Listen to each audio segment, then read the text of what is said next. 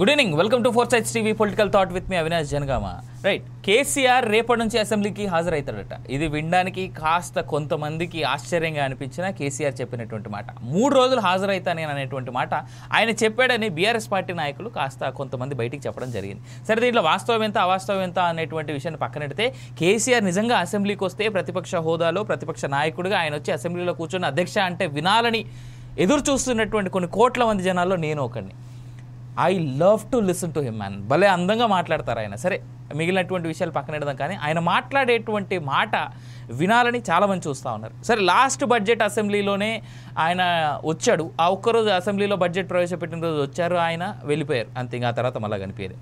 సరే, ఇప్పటికైనా అధికార పక్షం ఏదైతే ఉందో, అదేవిధంగా బీజేపీ పార్టీ ఏదైతే ఉందో, ఈ రెండింటి అంటే కాంగ్రెస్కి బీజేపీ కలిసి మరి ఎందుకు కేసీఆర్ ఫామ్ హౌస్లో ఉంటుండో అసెంబ్లీకి ఎందుకు వస్తాడు అనేటువంటి ప్రశ్నకి సమాధానంగా కేసీఆర్ నిజంగా అసెంబ్లీకి వస్తారా? ఈ 3 రోజులు బడ్జెట్ జరిగేటువంటి అన్ని రోజులు ఉంటాడా, లేదా కేవలం బయటికి వినిపిస్తూ ఉన్నట్టుగా 3 రోజుల పాటు ఆయన అసెంబ్లీకి వచ్చి కాంగ్రెస్ పార్టీని కడిగి పారేస్తారా అనేటువంటి చూడాల్సినటువంటి అంశం. ఇవాళ బీఎల్పీ మీటింగ్ జరిగింది. దాంట్లో కేసీఆర్ గారు వీళ్ళందరికీ ఎవరైతే ప్రస్తుత బీఆర్ఎస్ పార్టీ ఎమ్మెల్యేలు ఉన్నారో వాళ్ళందరికీ మంచి దిశానిర్దేశం చేశారు అనేటువంటి విషయంగా తెలుస్తూ ఉంది.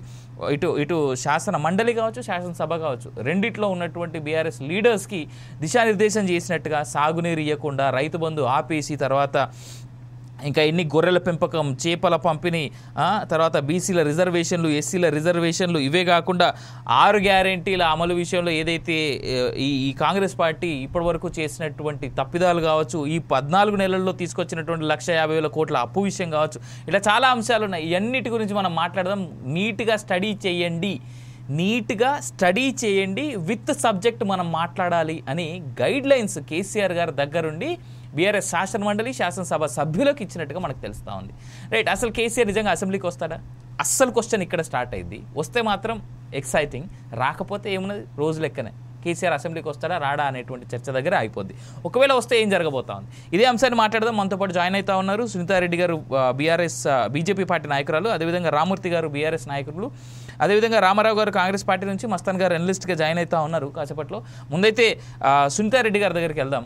మస్తాన్ గారు ఆల్రెడీ వచ్చారు. సునీతారెడ్డి గారి దగ్గరికి వెళ్దాం. బీజేపీ పార్టీ ఏ విధంగా ఎదుర్కొంటుందో ఒకవేళ కేసీఆర్ అసెంబ్లీకి వస్తే అనేటువంటి అంశాన్ని ఆవిడ మాటలు తెలుసుకుందాం. సునీతారెడ్డి గారు, అసలు కేసీఆర్ గారు వస్తారా? వచ్చేందుకు ఆస్కారం ఉందా? వస్తాడు అని చాలా స్ట్రాంగ్గా వినిపిస్తూ ఉంది. బీఆర్ఎస్ పార్టీ నాయకులందరూ కూడా చాలా స్ట్రాంగ్గా చెప్తా ఉన్నారు, ఖచ్చితంగా వస్తాడు కేసీఆర్, ఈసారి చెరువుడు ఆడుకుంటాడు అనేటువంటి మాట. సునీత గారు మ్యూట్లో ఉన్నారు. గుడ్ ఈవినింగ్ అండి. Good evening. ఛానల్ ఉన్న మిత్రులకి, మీకు, ఫోర్ సైడ్స్ ప్రేక్షకులకి అందరికి గుడ్ ఈవినింగ్. ఏమంటారు, నేను వస్తే ఆగదు, నేను వస్తే సాగదు అని ఏదో సామెత చెప్పినట్టుగా వస్తున్నాడు. ఏం సార్, ఆయన డ్యూటీ అది, రావాల్సిన అవసరం ఆయనది. ఎందుకు అంటే ఒక ఎన్నికైన ఎమ్మెల్యే తను వచ్చేసి ఫ్లోర్ లీడర్ కూడా, బీఆర్ఎస్ ఫ్లోర్ లీడర్ గా కూడా ఉన్నప్పుడు ఖచ్చితంగా రావాలి. ఏదైతే గజ్వేల్ ప్రజలు ఎన్నుకున్నారు, 2-3 సార్లు ఎన్నుకున్నారు, 2 సార్లు ముఖ్యమంత్రి పదవి ఇచ్చారు. ఈ విధంగానే అసలు ఇంత అధికారాలు ఇచ్చినా కూడా కనీసం సెక్రటరేట్ కూడా రాకుండా 10 సంవత్సరాల కాలం కాలయాపన చేసేసిండ్రు. 10 సంవత్సరాలు ఒక గిన్నీస్ బుక్ ఆఫ్ రికార్డ్, 10 సంవత్సరాలు సెక్రటరేట్ కి రాకుండా ప్రభుత్వాన్ని నడిపిన ముఖ్యమంత్రిగా ఆయన నిలిచిపోయారు. ఇక ఇప్పుడు కూడా ఆయన అసెంబ్లీ కూడా రావడం మానేశాడు, అసలు ప్రజలలోకి రావడం మానేశారు, ఫామ్ హౌస్ కి పరిమితం అయ్యారు. మరి ఒక ఎల్ఓపిగా ఉన్నప్పుడు ప్రజాక్షేత్రంలో ప్రజలు తనకు ఒక గురుతరమైన బాధ్యత ఇచ్చారు. వాళ్ళ సమస్యలు పరిష్కరించే విధంగా ఏదైతే ఇప్పుడున్న గవర్నమెంట్ ఏదైతే ప్రజా వ్యతిరేక కార్యక్రమాలు చేస్తున్నదో, ప్రజలకు ఇబ్బందులు పెట్టే కార్యక్రమాలు చేస్తున్నదో, ప్రజలకు ఇచ్చే వాగ్దానాలు కానివ్వండి, ప్రజలకి ఏదైతే ఇచ్చిన 6 గ్యారంటీలు కానివ్వండి, ఇవన్నీ ఏవి చేయని సందర్భంలో ఒక ఎల్ఓపిగా ఉన్న కేసీఆర్ గారు వచ్చి ప్రశ్నించాలి కదా. ఒక ప్రతిపక్ష నాయకుడు, ఆయన ప్రతిపక్ష నాయకుడు హోదా అంటే ఆల్మోస్ట్ ఒక క్యాబినెట్ మినిస్టర్ హోదా. అది ప్రతిపక్ష నాయకుడు హోదానే కాదు మేడం, ఆయన is an ex CM of this state. Ex CM. ఈ 10 సంవత్సరాలు ఈ రాష్ట్రాన్ని పరిపాలించిన ఆయన చెప్తా ఉంటారు కదా, చాలా పెద్ద ఆయన, ఎక్స్పీరియన్స్ ఉంది, ఇంకేదో ఇంత చాలా గొప్ప ఆయన, ఆయనకు సర్క్యూట్ ఎవరు లేరు, ఆయన ధీటుగా ఎవరు లేరు అని చెప్తారు కదా. మరి అవన్నీ అసెంబ్లీకి వచ్చి ప్రజాక్షేత్రంలోకి వచ్చి నిరూపించాలి. తన తెలివి 70,000 పుస్తకాలు 80,000 పుస్తకాలు చదివిన పెద్ద ఆయన ఇంట్లో పడుకోవడం కాదు కదా, ప్రజలు ఎన్నుకున్నది దానికోసం కాదు కదా. నీకు ఒక గొప్ప ప్రతిపక్ష హోదా ఇచ్చిండ్రు, ప్రశ్నించే అవకాశం ఇచ్చిండ్రు, వీళ్ళు చేసే తప్పిదాలను ఎండగట్టే అవకాశం ఇచ్చిండ్రు. ఇన్ని అవకాశాలు ఇస్తే మీరు ఇంట్లో ఫామ్ హౌస్ లో కూర్చొని ఇంకా వస్తున్నా, నేను వస్తే ఏమైతుందో చూడు, ఇట్లాంటివి చెప్పడం వేస్ట్. ఎందుకంటే నీకు ప్రశ్నించే గొంతు ఉంది.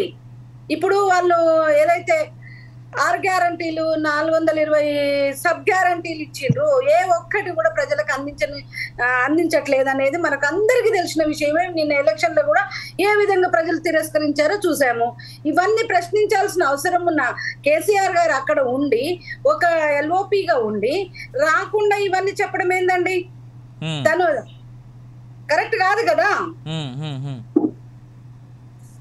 రైట్, సునీత గారు మళ్ళీ వస్తా. వినండి. ఇప్పుడు కూడా ఎందుకు వస్తున్నారు అంటే, ఏదైతే బిజినెస్ రూల్స్ ప్రకారము ఏదైతే ఈ అసెంబ్లీకి 60 రోజులు అటెండ్ కాకుండా ఉంటే ఆయన పదవికే ముప్పు వస్తుంది కాబట్టి, ఆయన ఎమ్మెల్యే పదవికే ముప్పు వస్తుంది కాబట్టి ఏదో ఒక రోజు లాస్ట్ టైం బడ్జెట్ సమావేశాలప్పుడు ఒక రోజు వచ్చిండ్రు, ఆ బడ్జెట్ సమావేశాలలో పాల్గొన్నాడు, వెంటనే వెళ్ళిపోయిండు, అటెండెన్స్ కోసం వచ్చిండు తప్ప ఇక్కడ ఏం జరుగుతుంది, ప్రజలు ఏ విధంగా మోసపోయిండ్రు, ప్రజలకు ఏ విధంగా ప్రజల పక్షాన ఏ విధంగా నేను మాట్లాడడానికి కూడా ఆయన అవకాశం తీసుకోకుండా వెళ్ళిపోయిండు. ఆయన వచ్చింది కూడా రేపు కూడా మేము అదే అనుకుంటున్నాము. ఏదైతే తనకు 60 రోజులు అటెండెన్స్ కంపల్సరీ కాబట్టి దానికోసం వస్తుండనే అంటున్నాము. ఇప్పుడు మీరు మీ మీద ఇన్ని అభియోగాలు చేస్తున్నప్పుడు, మీరు ఇన్ని స్కామ్లలో ఉన్నారని, కాళేశ్వరం స్కామ్ లో ఉన్నారు, టెలిఫోన్ ట్యాపింగ్ కానీ, ఎన్ని గొర్రెల స్కామ్ కానీ, ఇన్ని స్కాములు జరుగుతున్నప్పుడు మీరు సపోర్ట్ చేయకుండా సైలెంట్ గా ఉన్నారంటే ఇవన్నీ మీరు ఒప్పుకున్నట్టే కదా, ఇవన్నీ చేసినట్టే కదండి. ఇప్పుడు మౌనం అర్ధాంగీకారం అంటారు కదా. ఇప్పుడు ప్రభుత్వం ఆరోపణలు చేస్తుంది, మేము ఆరోపణలు చేస్తున్నాం అంటే మీరు సైలెంట్ గా ఉన్నారు అంటే దాని అర్థము ఇవన్నీ మీరు చేసినారు, సమాధానం చెప్పుకోలేక బయటకు రావట్లేదు అనేది కూడా ప్రజలకి వెళ్తుంది కదా. దానికి సమాధానం ధీటుగా చెప్పగలిగిన కెపాసిటీ ఉండి ఎందుకు చెప్పలేకపోతున్నారు? రైట్, ఇదే ప్రశ్నకు సమాధానం మనం ఒకసారి రామూర్తి గారు మాటలో వినేటువంటి ప్రయత్నం చేద్దాం. రామూర్తి గారు నమస్కారం అండి. బీజేపీ లీడర్ మీ ముందు కొన్ని అంశాలు ఉంచారు. అదేవిధంగా రేపు పొద్దున నిజంగానే కేసీఆర్ అసెంబ్లీకి వచ్చేందుకు ఆస్కారం ఉందా, వస్తారా అనేటువంటి మాట మీ పార్టీ నుంచి వినిపిస్తా ఉంది. వస్తే నిజంగానే అనుకున్నటువంటి ఫైర్ కనిపిస్తుందా? వారు మాట్లాడుతుంటే నేను మాట్లాడలేదు, ఎందుకంటే సభ్యత కాదని. సరే, వాళ్ళు ఎట్లా మాట్లాడినా కూడా నేను మధ్యలో రావద్దు అనుకున్నా, కాబట్టి నేను చెప్తున్నా. ఎందుకంటే ఇప్పుడు వీళ్ళు మాట్లాడే తీరు కానీ, ఇంకా వాళ్ళకు అసలు విషయ పరిజ్ఞానం ఉన్నదా లేదా అన్నది కూడా నాకు అర్థం అవట్లేదు. ఒక పెద్ద మనిషి, తెలంగాణ సాధించిన వ్యక్తి, తెలంగాణను రాదనుకున్న తెలంగాణను, ఒక అవమానాలు పడ్డ తెలంగాణను, 60 ఏళ్ళ గోసపడ్డ తెలంగాణను తీసుకొచ్చి మన ముందు పెట్టిన వ్యక్తి ఈ విధంగా మాట్లాడడం, సచివాలయం రాడు అంటే సచివాలయం రాకపోతేనే 60 ఏళ్ళ తెలంగాణ వచ్చిందా? అదే విధంగా ఏదైతే దాదాపు 70 స్వతంత్ర భారతదేశంలో కనీసం ఒక రైతు బంధు ఇవ్వాలన్న ఆలోచన లేదు, రైతు బీమా ఉన్న ఆలోచన లేదు. మేము ఇచ్చినాం, అంతకుముందు 0. అదే విధంగా వ్యవసాయ పెట్టుబడి, అదే విధంగా దివ్యాంగుల పెన్షన్ వీళ్ళు ఎంత అంటే 500, మేము 4000 దాకా తీసుకుపోయినాం. అదే విధంగా సోలార్ విద్యుత్, స్థాపిత విద్యుత్ ఎంత ఉంటాయండి? చాలా ఘోరమైన పరిస్థితులు. 74 మెగావాట్ల ఉంటే దాన్ని దాదాపు 4695 తీసుకుపోయినాం. అదే విధంగా ఏదైతే స్థానిక సంస్థల్లో మహిళలకు రిజర్వేషన్లు మేము 50% ఇచ్చామండి. సునీత గారు మహిళ కాబట్టి చెప్తున్నా, ఎందుకంటే కనీసం భారతదేశంలో ఎక్కడ కూడా లేదు, మేము ఇచ్చినాం. బీసీల తగ్గించిందంటే మీరు చాలా మాట్లాడతారు, ఎందుకంటే నేను చెప్పాలనుకుంటే చాలా ఉన్నాయి అంశాలు. తలసరి ఆదాయము 1,24,104 ఉంటే దాన్ని 3,17,115 వరకు తీసుకుపోయినాం. అది మా ఘనత. మీరు వచ్చిండా రాలేదా అని కాదు కదా అండి. ఇప్పుడు కొంతమంది అంటారు ఏదైతే ఫామ్ హౌస్ లో ఉన్నాడు కాంగ్రెస్ ఏదైతే అఫీషియల్ సైట్ లోనే ఎక్స్ లో మీకు ఫామ్ హౌస్ పాలన కావాలా లేకపోతే ప్రజాపాలన కావాలంటే జనాలు చెప్పుతో కొట్టినట్టు సమాధానం చెప్పారు, మాకు ఫామ్ హౌస్ పాలన కావాలి, కేసీఆర్ కావాలని. అదే విధంగా మెడికల్ కాలేజీలు 5 ఉంటాయండి, 35 ఒకటారేనా 35 తీసుకొచ్చిన మెడికల్ కాలేజీలు. కేంద్ర ప్రభుత్వం ఇచ్చినా ఇయ్యకున్నా, వాళ్ళు చిన్న చూపు చూసినా, తెలంగాణ రాష్ట్ర ఏర్పాటును అవమానించిన, ఏదైతే నిర్మలా సీతారామన్ ఆర్థిక మంత్రి ముఖం అటు పెట్టుకొని తిప్పుకున్నా అయినా కూడా కనీసం ఏదైతే కనీస మర్యాద ఇవ్వకపోయినా కూడా మేము ఖచ్చితంగా మేము తెలంగాణ చేయాలనుకున్నాం, చేసినాం. అదే విధంగా రెసిడెన్షియల్ జూనియర్ కాలేజ్ 0 తెచ్చినాం. అదే విధంగా ఎంబీబీఎస్ సీట్లు 850 ఉంటే దాదాపు 4000 దాకా తీసుకుపోయినాం. అదే విధంగా నర్సింగ్ కాలేజ్ 5 ఉంటే 23 చేసినాం. అదే విధంగా రెసిడెన్షియల్ జూనియర్ కాలేజ్ 146 ఉంటే 737 తీసుకుపోయినాం. బస్సు దవాఖాన 0 మేము 496 చేసినాం. ఇది మా ఘనత. ఇప్పుడు ఏంటంటే నీళ్ల గాని నిధులు గాని నియామకాలు గాని మేము చేసినంత 28 రాష్ట్రాలు అదే విధంగా 8 కేంద్ర ప్రాంతాల్లో ఎవరైనా చేస్తే చూపెట్టండి. ఇప్పుడు వీళ్ళు కూడా 25 రాష్ట్రాలు ఉన్నారు బీజేపీ. 25 రాష్ట్రాల్లో మనం మొత్తం అందరం కలిసి పోదాం. తెలంగాణ కంటే ఎక్కువ అభివృద్ధి చెందిన, తెలంగాణ కంటే ఎక్కువ పథకాలు ఉన్నా, తెలంగాణ కంటే ఎక్కువ ఏదైతే ఫెసిలిటీస్ ఉన్నా మీరు ఎట్లా చెప్తే అట్లా వినడానికి రెడీగా ఉన్నా. అదే విధంగా ఇప్పుడు దేవాదుల ప్రాజెక్టులు కూడా వాస్తవంగా గోదావరి ఎప్పుడు నిండితే కేసీఆర్ గారు వెంటనే అది నీళ్ళు వచ్చినాయి గోదావరిలో కంటే వెంటనే మేము తరలించి ఇక్కడ ఎక్కడైతే మనకు సంబంధించిన ధర్మసాగర్ గాని, అదైతే గండి రామారం గాని, తుఫాన్ పెళ్లి గాని, అదే విధంగా బొమ్మకూరు గాని, నవాబ్పేట గాని ఈ రిజర్వాయర్లు నింపుకునేది. ఇప్పుడు కనీసం అటు దిక్కు లేదు. దాదాపు వాళ్ళు 32 రోజులు సమ్మె చేస్తే, ఎందుకంటే అక్కడ ఏదైతే దేవాదులకు సంబంధించిన ఆపరేషన్ అదే మిషన్ సంబంధించిన మెయింటెనెన్స్ ఛార్జీల కోసం 7 కోట్లు ఇవ్వాలి.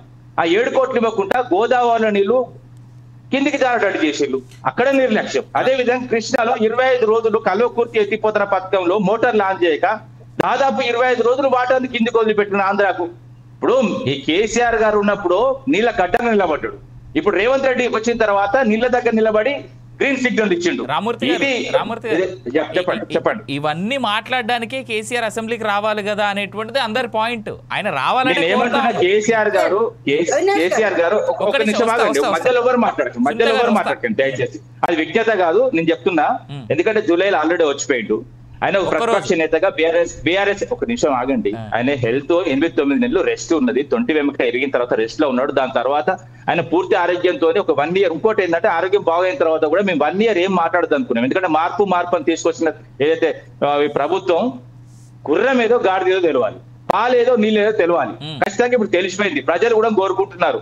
ప్రజలు ఇప్పుడు ఒక్క మాట రండి, 36 మంది నేతలను సూసైడ్ చేసుకున్నారు. అదే విధంగా 120 మంది ఆటో డ్రైవర్లు సూసైడ్ చేసుకొని చచ్చిపోయారు. అదే విధంగా 423 రైతులు చనిపోయారు. అదే విధంగా 83 మంది విద్యార్థులు ఫుడ్ పాయిజన్ చేసి చంపిన ఏదైతే కాంగ్రెస్ గవర్నమెంట్ ను, అదే విధంగా దాదాపు 1500 మంది ఇప్పుడు అస్వస్థతకు గురయ్యారు. ఇలాంటి పరిస్థితులు ఉన్నాయి కాబట్టి కేసీఆర్ గారు ఖచ్చితంగా కొట్టడానికి వస్తారు. ఎందుకంటే వాళ్ళకు ఒక అవకాశం ఇచ్చినాం. అవకాశాన్ని ఇస్తే అవకాశాన్ని వాళ్ళు సద్వినియోగం చేసుకోలేదు.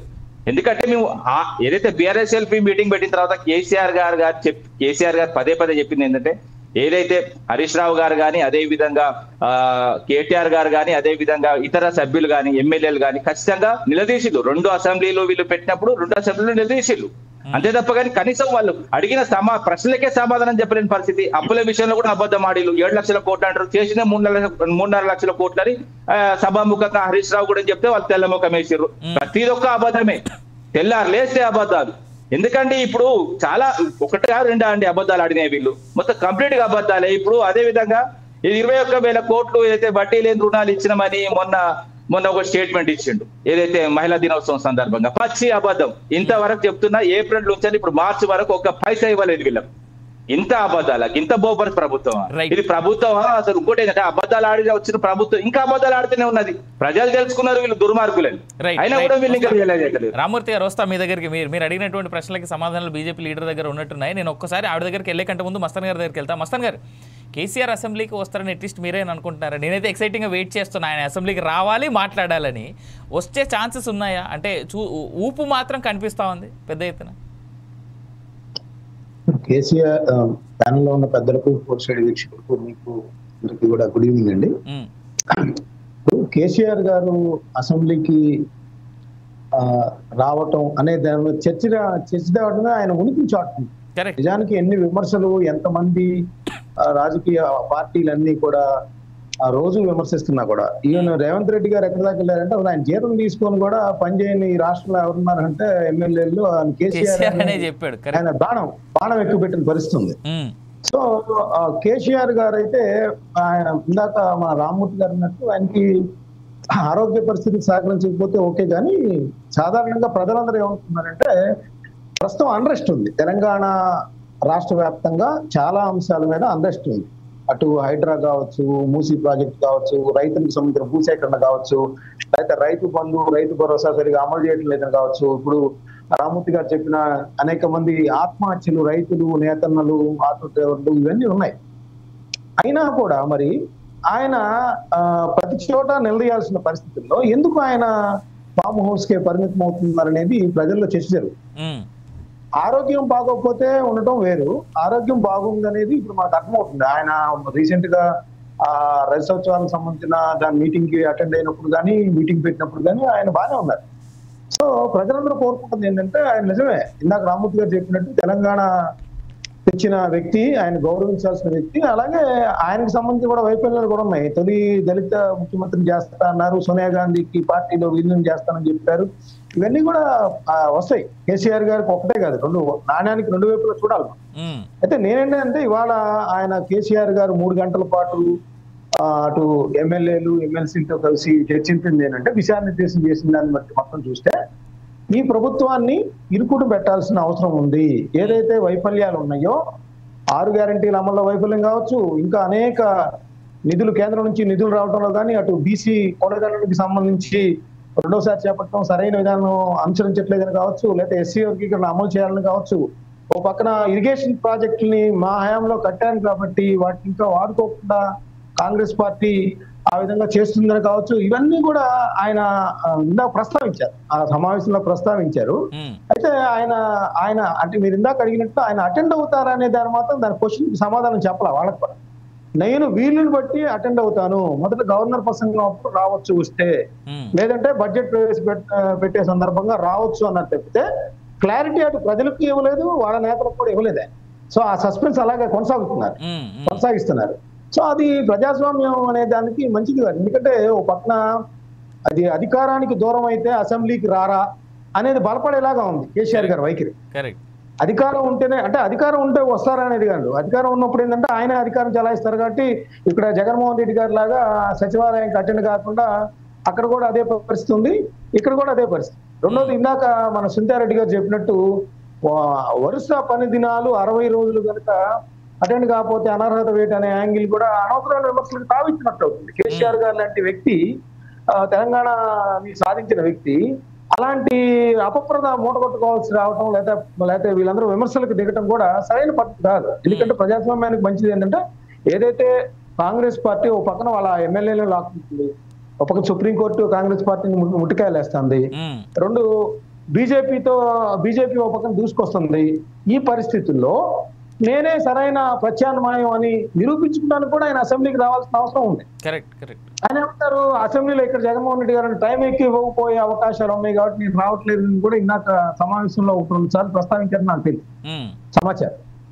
సో నేననేది ఏంటంటే, ఖచ్చితంగా కేసీఆర్ లాంటి వ్యక్తి, ఎందుకంటే ఆయన తెలుగుదేశం పార్టీ హయాంలో ప్రజాప్రతినిధులకే శిక్షణ ఇచ్చారు. ఆయన ఆ తెలుగుదేశం పార్టీ ఉన్నప్పుడు ఉమ్మడి ఆంధ్రప్రదేశ్ లో ఎవరైనా మాట్లాడాలి ఏంటి అనేది ఒక వక్తగా చాలా మందిని తయారు చేశారు. అలాంటి వ్యక్తి ప్రజా సమస్యలు ఇన్ని ఉండగా, తెలంగాణ రాష్ట్రం ఎదుర్కొంటుండగా, తెలంగాణ రాష్ట్ర ప్రజలు నష్టపోయారని ప్రతి అంశంలో చెబుతా ఉండగా, కేసీఆర్ గారు అయితే వాళ్ళు ఇంకో కుంభకోణం టీఆర్ సంబంధించి తెచ్చారు, ఇంకా అనేక రకాలైన కుంభకోణాలు వాళ్ళు చెప్తా ఉన్నారు రోజు. అవి పత్రికలకి ప్రెస్ మీట్లు కాకుండా ప్రజాస్వామ్య దేవాలయంగా భావించి అసెంబ్లీలో అధికార పార్టీని నిలదీయాల్సిన అవకాశాన్ని కేసీఆర్ గారు శాసనసభాపక్ష నేతగా ఉండి ఎందుకు రావట్లేదు అనే ప్రశ్నకి ఆయనే సమాధానం చెప్పాలి ప్రజలకి. ఖచ్చితంగా ఆయన మీద ఉంది. ఆయన అటెండ్ అయినా కూడా ఒక ఫోటో 1 గంట ఉండి వెళ్ళిపోవడం కూడా కరెక్ట్ కాదు. అలా గనక జరిగితే ఖచ్చితంగా బీజేపీనే ఈ తెలంగాణ రాష్ట్ర ప్రజలకి ప్రత్యామ్నాయంగా ఉంటుందనేది, ఆయనే అవకాశం ఇచ్చినట్టుగా ఉంటుందనేది కూడా నేను చెప్తాను. మస్తాన్ గారు, మీరు చెప్పిన దానికి ఒక పాయింట్ యాడ్ చేస్తాను నేను. మీ దగ్గర నుంచి సునీతారెడ్డి గారి దగ్గరికి వెళ్తా. వెళ్ళే కంటే ముందు నాకు తెలిసి రామూర్తి గారు కూడా ఒకసారి ఇంటే బాగుంటుందేమో. కేసీఆర్ గారు ఉన్నటువంటి మాట ప్రకారం సరే 2 రోజులు లేదా 3 రోజులు వస్తారనేటువంటి మాట ఉంటే, ఒకటి గవర్నర్ ప్రసంగం రోజు వస్తే గవర్నర్ మాట్లాడిన తర్వాత నిరోధిక వాయిదా వేస్తారు నెక్స్ట్ డేకి. రెండోది, బడ్జెట్ పెట్టే రోజు వచ్చిన ఆయన బడ్జెట్ పెట్టే కానీ నిరోధిక వాయిదా మళ్ళీ నెక్స్ట్ డేకి వేస్తారు. ఒకవేళ సాటర్డేనో ఫ్రైడేనో బడ్జెట్ పెట్టారంటే మళ్ళీ మండేకి వాయిదా వేస్తారు. సో ఈ 2 రోజుల కేసీఆర్ గారు వస్తే ఆయన ప్రసంగం వినడం కానీ ఆయన మాట్లాడడం కానీ జరగదు. రైట్. ఇప్పుడు గవర్నర్ ప్రసంగానికి కృతజ్ఞతలు తెలియజేయటం, అదే తర్వాత బడ్జెట్ ధన్యవాదాలు తీర్మానం ఆ చర్చలో పాల్గొనాలి. ఆ గవర్నర్ ప్రసంగానికి వచ్చినట్టు టీవీల ముందు కూర్చున్నా అక్కడ కూర్చున్నా ఒకటే, పెద్ద విషయం ఏం కాదు. నేను అనేది ఏంటంటే అదే విధంగా బడ్జెట్ సమావేశాల సందర్భంగా బడ్జెట్ ప్రవేశపెడతారు, ఆ రోజు వాయిదా పడుతుంది, మరి దాని మీద చర్చ నిలదీయాలి కదా. అసలే 6 గ్యారెంటీలకి బడ్జెటరీ శాంక్షన్స్ ఇవ్వట్లేదని చెప్తా ఉన్నారు, కేంద్ర నిధులు తేలేదని చెప్తా ఉన్నారు. అప్పులు 1,52,000 కోట్ల రూపాయలు తీసుకొచ్చి ఎక్కడ ఉపయోగించారో తెలియలేదు అంటున్నారు. కరెంటు సరిగా రైతులకి ఎవరికి పంటలు ఎండిపోతున్నాయి అంటున్నారు. పంటలకు సరైన ఎరువులు కానీ విత్తనాలు కానీ సరైన రీతిలో క్యూలు కనిపిస్తాయి అంటున్నారు. ఇవన్నీ కూడా నిలదీయాల్సిన అంశాలు అవి. ఆయన రాకపోతే ఖచ్చితంగా ప్రజలకు జవాబుదారీ, ప్రజలు ఆయన్ని యావగించుకునే పరిస్థితి కూడా ఉంది. బీజేపీ చూస్తారు ఆశగా రేపు. 100%. రైట్. సునీతారెడ్డి గారు, మీరు ఇందాక రామ్మూర్తి గారి మాటల నుంచి దీనికి సమాధానం చెప్పేందుకు సిద్ధంగా ఉన్నారు. ఇప్పుడు రామ్మూర్తి గారు ఏమన్నారు, మేము అన్ని స్కీములు ఇచ్చినాం దేశవ్యాప్తంగా, ఎక్కడ ఏ రాష్ట్రంలో ఏ ముఖ్యమంత్రి గారు కూడా ఇవ్వనన్ని స్కీములు ఇచ్చినాం, ఫామ్ హౌస్ లో కూర్చుంటేంది, మేము వచ్చి ఇంకెక్కడో కూర్చుంటేంది, మా పరిపాలన జరుగుతున్నాం కదా అని అంటే, ఇప్పుడు ఎట్లా చెప్తున్నారంటే బ్రదరు, వర్క్ ఫ్రమ్ హోమ్ పని చేపిస్తే అయిపోద్ది కదా. సెక్రటరియట్ లో ఉన్న ఆఫీసర్లందరూ కూడా వాళ్ళ ఇంట్లో ఉన్నా కూడా చేస్తారు కదా. ఇప్పుడు సాఫ్ట్వేర్ కంపెనీలన్నీ వర్క్ ఫ్రమ్ హోమే చేస్తున్నారు కదా. మోడీ గారిని మీడియా ముందు రమ్మనండి. ఇవన్నీ కాదు, ఇందాక మాట్లాడిన దాని మీద మీరు నిలబడండి దయచేసి. నేను మాట్లాడతా, మీరు మాట్లాడండి, మొత్తం మాట్లాడండి, డిస్టర్బ్ చేయండి. మీరు ఏదో ఇప్పుడు అక్కడ 2 క్వశ్చన్స్ పెట్టిండ్రు, రేవంత్ రెడ్డి పరిపాలన బాగుంటదా, ఫామ్ హౌస్ పరిపాలన బాగుంటదా అంటే, ఫామ్ హౌస్ ఇంకో క్వశ్చన్ పెట్టి ఉంటే ఇంకో తిరుగుండేదేమో రిపోర్టింగ్ అక్కడ. కానీ ఒక ప్రజాక్షేత్రంలో ఒక ఎమ్మెల్యేగా గెలిచి ఒక ఎల్ఓపిగా అయిన వ్యక్తి, ఒక ఏదైతే గురుతరమైన బాధ్యత ఉందో, ఒక ఎక్స్పీరియన్స్డ్ పర్సన్ ఉన్నాడో ఈ రాష్ట్రానికి, మీరే చెప్తున్నారు ఈ రాష్ట్రాన్ని తీసుకొచ్చిండు, ఈ రాష్ట్రం కోసం కృషి చేస్తున్నాడు. ఈ రాష్ట్రం అధోగతి పాలైతుంటే, ఇక్కడ 6 గ్యారంటీల పేరు మీద ప్రజల నోట్ల మట్టి కొడుతుంటే మీరు నోరు మూసుకొని కూర్చుంటున్నారు. మీరు నోరు మూసుకొని కూర్చున్నారు. 8 మంది ఎమ్మెల్యేలు ఒక్కరు మాట్లాడలేదు. ఏం మాట్లాడాలి ఎవరన్నా? మీరు కాపాడుతున్నారు, ఏదైతే రేవంత్ రెడ్డిని మీరు కాపాడుతున్నారు. నేను చెప్తున్నా, ఎంసీఆర్ ప్రభుత్వం నడుస్తున్నది. సునీతారెడ్డి గారు ఒక ముచ్చట చెప్తా, ఎంసీఆర్ ప్రభుత్వం నడుస్తుంది రాష్ట్రంలో. మోడీ, చంద్రబాబు, రేవంత్ రెడ్డి ప్రభుత్వం నడుస్తున్నది. మీరు కాపాడుతున్నారు. మోడీ రామ్మూర్తి గారు ఒక్క నిమిషం. లెట్ సునీతారెడ్డి గారు కంప్లీట్ దాని తర్వాత మనం మాట్లాడదాం. నేను ఇక్కడ అన్ఫార్చునేట్ కాంగ్రెస్ వ్యక్తి నేను మిస్ అయ్యా, లేదు అంటే రామ్మూర్తి గారు నాకు తెలిసి కాంగ్రెస్ వ్యక్తి చెప్పుండేవాడు ఒక మాట. బీజేపీ బీఆర్ఎస్ 2 ఒకటని వాళ్ళు చెప్పుండేటటువంటి వాళ్ళు, ఎందుకంటే కాంగ్రెస్ లేరు కాబట్టి మేబీ ఆ మాట నేను ఇప్పుడు చెప్పాల్సి వస్తుంది. మీరేమో బీజేపీ, కాంగ్రెస్, చంద్రబాబు అని అంటా ఉన్నారు, కానీ కాంగ్రెస్ వాళ్ళు బీజేపీ బీఆర్ఎస్ 2 ఒకటని చిన్న విషయం చెప్తా, ఎందుకంటే సుందరెడ్డి గారు కూడా తెలియాలి. భువనగిరిలో మీరు మాట్లాడండి, మిమ్మల్ని డిస్టర్బెన్స్ ప్రశాంతంగా మాట్లాడండి, మాట్లాడిన తర్వాత. ఇప్పుడు ఎన్ని స్కీములు ఇచ్చినా కూడా, ఇప్పుడు మీరు నిరుద్యోగ భృతి ఇస్తున్నారు, ఇవ్వలేదు. కాళేశ్వరం కూలేశ్వరంగా మారిపోయింది. దళిత బంధు ఇస్తానన్నారు, దళిత ముఖ్యమంత్రిని చేస్తానన్నారు, గిరిజన బంధు ఇస్తానన్నారు. ఇక ఉద్యోగాల నియామకాలు అయితే ఏం జరిగిందో నిరుద్యోగులే మీకు సమాధానం చెప్పిండ్రు. ఇవన్నీ ఉన్నాయి కాబట్టే ప్రజలు మీకు తిరస్కరించిరు, ఇంట్లో కూర్చోబెట్టిరు. ఇక పార్లమెంట్ ఎలక్షన్ల వరకు వస్తే 0 ఇచ్చిండ్రు. ఇప్పుడు ఇంకా నిలబడే పరిస్థితి కూడా, నిన్న మన ఎమ్మెల్సీ ఎలక్షన్లలో మీరు కనీసం ఆలోచన కూడా చేయలేదు. ఇంకా మీరు మళ్ళీ వచ్చేసి ఏం జరిగిందని ప్రశ్నించదు. ఉన్న అవకాశాన్ని, ప్రశ్నించే అవకాశాన్ని, ప్రజలు ఇచ్చిన అవకాశాన్ని వాడుకోకుండా దానికి సాకులు వెతకడం. ఇప్పుడు మన ఎన్ఎస్ గారు చెప్తున్నారు ఏమని, మనకు ప్రశ్నించే అవకాశం ఉన్నప్పుడు ప్రశ్నించాలి, లేకుంటే అనవసరంగా వేరే అపార్థాలకు దారి తీస్తుందని. నేను కూడా ఇప్పుడు అదే ప్రజలు అనుకుంటున్న మాట ఏంటంటే, ఏదైతే రేవంత్ రెడ్డి గారు ఈ స్కాములు అన్ని ఏ విధంగా బయటకు తీసుకొస్తుంటే ఇద్దరు సెటిల్మెంట్ చేసుకున్నట్టు, అందుకే నోరు మూసుకొని కూర్చుంటున్నారు వాళ్ళు. దాదాపు అన్నిట్లలో మీరు లెక్క పెట్టుకుంటూ పోండి సార్. గొర్రెల స్కాము, ఎలక్ట్రిసిటీ స్కాము, కోళ్ళ scam, telephone tapping scam, Kaleshwaram scam, ఇంకా ఇలా చెప్పుకుంటా పోతే బియ్యం స్కాము, FCI స్కామ్ అని ఒక 50 చెప్పిండ్రు నిన్న మన కాంగ్రెస్ వాళ్ళు. మళ్ళీ చెప్పిండ్రు కానీ మళ్ళీ అదేంది ఈ రేస్ కార్ రేసుల స్కామ్ ఇన్ని చెప్పిండ్రు కానీ ఏ ఒక్క కేసులో ఎవరిని అరెస్ట్ చేసిరు సార్ వీళ్ళని, అన్నిట్లలో మళ్ళీ వీళ్ళే ఉన్నారని ఆయన చెప్తాడు. అంటే అవన్నీ ముందల పెట్టి వీళ్ళని భయపెట్టించి బెదిరించి సెటిల్మెంట్ చేసుకొని ఇంట్లో కూర్చుంటున్నారు. ఇంకా ఇక్కడ బీఆర్ఎస్ బీజేపీ ఒకటి కనబడుతుందా మీకు? కాంగ్రెస్ బీజేపీ ఒకటి కాంగ్రెస్ బీఆర్ఎస్ ఒకటి కనబడుతుందా మీరు చెప్పాలా సార్? ఇవాళ ఇన్ని స్కాములు ఎలక్షన్లు రాకముందే రేవంత్ రెడ్డి కేంద్ర ప్రభుత్వాన్ని డిమాండ్ చేసిండు, మీరు సిబిఐని పిలవండి, మేము నా దగ్గర అన్ని రుజువులు ఉన్నాయి, అన్ని పేపర్లు ఉన్నాయి, మీకు ఇస్తాను, సిబిఐని పిలవండి, ఎంక్వైరీ చేయించండి అని చెప్పిరు. అలాంటి మనిషి వెన్నెవర్ సీఎం అయిన మరుక్షణము అన్నిటిది మడిచి అక్కడ పక్కకు పెట్టిండ్రు. ఈ రోజు ఏ స్కీముని ఏ స్కామ్ని కాలయాపన చేస్తున్నారు తప్ప ఎక్కడ ఎవరిని ఒక ఛార్జ్ షీట్ ఇచ్చిన సందర్భం లేదు. ఒక వ్యక్తిని అది టెలిఫోన్ ట్యాపింగ్ కేసులో అరెస్ట్ చేసిన వాళ్ళు ఎవరి పేరు చెప్పినో కూడా అందరికి తెలిసిన విషయమే. మరి ఇవన్నీ ఎందుకు తొక్కి పట్టిండ్రు? ఎవరిని కాపాడుతున్నారు? ఆ ఉద్దేశంతోనే వీళ్ళు ముందరికి వస్తలేరేమో, ఆ ఉద్దేశంతో ఈ ప్రభుత్వాన్ని వీళ్ళు ప్రశ్నించట్లేదేమో అని కూడా ప్రజలకు అనుమానం వస్తుంది. ఆ అనుమానం నివృత్తి చేసుకోవాలి. వచ్చి మీరు ఒక ప్రతిపక్ష హోదాలో మీరు చేయాల్సినవి చేయకుండా మీరు ఇంకొకరి మీద పడి మీరు బీజేపీ వాళ్ళు అట్లా బీజేపీ వాళ్ళు ఇట్లా అని మాట్లాడడం అయితే కరెక్ట్ కాదని నేను అంటున్నా. నాకు కౌంటర్ వేయడం కాదు, నాకు కౌంటర్ వేయడం కాదు, మీకు ఇచ్చిన ఇప్పుడు మీరు మీరేం చేసినా కూడా మీరేం చెప్పిల్లు ఇప్పుడు ఎంత బాధ్యతగా మాట్లాడుతున్నారో ఒక అధికార ప్రతినిధిగా మీరు ఏ విధంగా మీ బాధ్యతలు నెరవేరుస్తున్నారో, నీ పార్టీని తప్పులు ఒప్పులు అంతకంటే ఎక్కువ చేస్తున్నారు. మీ పార్టీ కంటే ఎక్కువ చేస్తున్నారు అసెంబ్లీలో. తెలంగాణ అందరికీ తెలుసు. కేసీఆర్ గారి ఆధ్వర్యంలో కేటీఆర్ గారు గాని, అదే విధంగా హరీష్ రావు గారు గాని, పల్లా రాజేశ్వర రెడ్డి గాని, ఇంకా మిగతా గెలిచిన ఎమ్మెల్యేలు గాని ఎక్కువ చేస్తున్నారు. ఎక్కువ బాధ్యత నిర్వహిస్తున్నారు. మీరు గెలిచి మీరు సైలెంట్ గా ఉన్నారు, మీరు కాపాడుకుంటున్నారు. ఇక ఒక్కొక్క విషయం చెప్తా వినండి. ఇక ఏంటంటే ఇక బీజేపీ మొత్తం కంప్లీట్ గా మేము చేసినాం ఇది చేసినాం అంటున్నారు. తెలంగాణకు వీళ్ళు ఇచ్చిన హామీలు చెప్తా. ఎందుకంటే వీళ్ళు ఎన్నికల సమయంలో వివిధ సందర్భాల్లో దాదాపు 100 హామీలు. పాలమూరు రంగారెడ్డి ఎత్తిపోతల పథకానికి జాతీయ హోదా ఇస్తాం, ఇయ్యలే. ఎవరు చెప్పలేదు? సుష్మా స్వరాజ్ పాపం చనిపోయింది ఆమె. బయ్యారం స్టీల్ ఫ్యాక్టరీ స్టీల్ సంబంధించి ప్లాంట్ ఏదైతే చేస్తామని అది పెట్టిల్లు, అది కథం గంగకు వదిలిల్లు. ఎస్సీ వర్గీకరణ మాదిగా న్యాయం చేస్తామంటే ఇంతవరకు అది గాలికి వదిలిల్లు, అది స్టేట్ల మీద వదిలేసిల్లు, అది వేరే అంశం. అదే విధంగా రక్షణ ఏదైతే తెలంగాణలో కేంద్ర గిరిజన యూనివర్సిటీ అన్నారో అది అంతంత మాత్రమే ఏదైతే అబ్బిడి ముబ్బిడిగా చేసిండు. అదే విధంగా Telangana centre for tradition medicine ఏర్పాటు చేస్తున్నారు, ఇంతవరకు పత్తకలేదు. తెలంగాణకు వరద సాయం చేస్తున్నారు, చేయలేదు.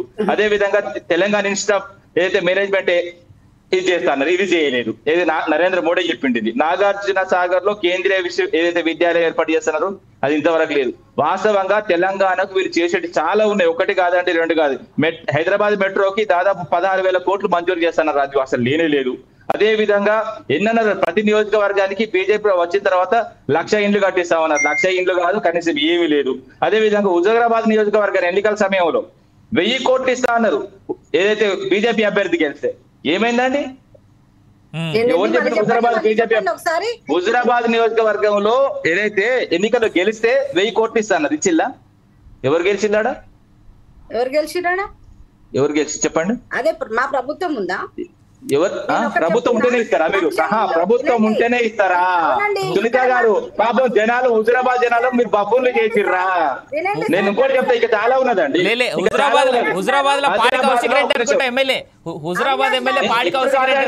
ఇప్పుడు కాదండి, ఈటెల రాజేందర్ గెలిచినప్పుడు ముచ్చట చెప్తున్నా. వీళ్ళు మరి వెనకకు పోతున్నా నేను. ఆదిలాబాద్ లో కొత్త విమానాశ్రయం అన్నారు. ఒక నిమిషం ఆగండి. ఆదిలాబాద్ లో విమానాశ్రయం అన్నారు, అదే పోయింది. అదే నేను ఒకటి చెప్తా. అరే ఎవరు ఏందండి ఏం మాట్లాడారు? మరి మీరేం చెప్తారు? మీరు చెప్పాలా? ఢిల్లీ ఎన్నికల్లో మీరు ఇచ్చిన హామీలు ఎడిపోయినాయి, కాశ్మీర్ లో ఇచ్చిన మీరు హామీలు ఎడిపోయినాయి. తెలంగాణ దగ్గర నుంచి ఢిల్లీకి ఒక నిమిషం. ప్రభుత్వం చెప్తాను, వీళ్ళు వచ్చిన తర్వాత 60 లక్షల కోట్ల ఆస్తులు ప్రభుత్వ ఆస్తులు అమ్మింది నిజము. అదే విధంగా స్విస్ బ్యాంక్ లో ఉన్న డబ్బులు తీసుకొచ్చి ప్రతి అకౌంట్ లో 15,000 వేస్తారు, కానీ 15,000 15 పైసలు వేయలేదు. అదే విధంగా ఇంకా చాలా చెప్తా. నేను చెప్తా వినండి, అబద్ధాలు కాదు నిజాలు ఇవి. మీరు ఏదైతే నల్ల చట్టాలు తీసుకొచ్చి 700 మంది రైతులను చంపింది నిజం కాదా? అదే విధంగా మెహబ్ చౌక్సీ, అదే విధంగా నీరవ్ మోడీ మీ పరిపాలన పారిపోలేదా? రామూర్తి గారు సునీత గారు డబ్బులు సునీత గారు 2 కోట్ల ఉద్యోగాలు, ఒక్క నిమిషం ఆగండి, సమాధానం చెప్పండి. నేను అడిగిన సమాధానం చెప్పండి. నేను అడిగిన సూటిగా సమాధానం. 2 కోట్ల ఉద్యోగాలు మీరు 2014లో హామీ ఇచ్చారు. చూపెట్టాలండి 2 కోట్ల ఉద్యోగాలు చూపెట్టాలి. ఒక్క నిమిషం లైన్ లో ఉండండి. అంతే ఒక్క నిమిషం. ఏ బట్టే బాధ మాటలు మీ పార్టీ మాట్లాడకండి. మీరు మంచోళ్ళు, మీరు మాట్లాడకండి. అట్లా బట్టే బాధ మాటలు మీ పార్టీ మాట్లాడింది మీరు కాదు. మీరు మంచోళ్ళు, మీరు సమర్థించకండి. నేను చెప్తా వినండి. ఎన్ని అబద్ధాలండి? అదేనా 2 కోట్ల ప్రభుత్వ ఉద్యోగాలు అన్నది ఉద్యోగ కల్పన మళ్ళా 2 కోట్ల ఉద్యోగ కల్పన ఇది ఎక్కడ ముచ్చట అండి? గవర్నమెంట్ ఉద్యోగాలు. ఇంకోటి చెప్తా